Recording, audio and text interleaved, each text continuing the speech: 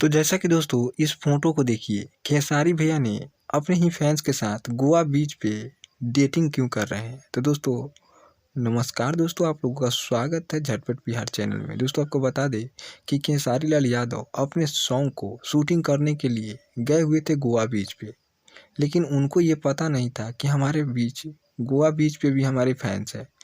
वहाँ पे उनको शूटिंग के दौरान एक ऐसी लड़की मिली जो कि उनको डेटिंग के लिए तैयार हो गई। हालांकि ये बात मजाक में बोली वो लड़की, लेकिन इस बात को सीरियस लिया गया और उनके साथ फ़ोटो जो खींचा गया है उसको सोशल मीडिया पे इतना वायरल किया जा रहा है कि सोशल मीडिया पे तहलका मचा कर रखा है। और खेसारी भैया के फैंस तो खुश है, लेकिन पवन सिंह का फैंस इसी में इनको मजाक बना रहे हैं। हालांकि ये बड़े सितारे हैं और दबंग स्टार कहे जाने वाले खेसारी लाल यादव को इतने बड़े लेवल पे ले जा के गिराया क्यों जा रहा है।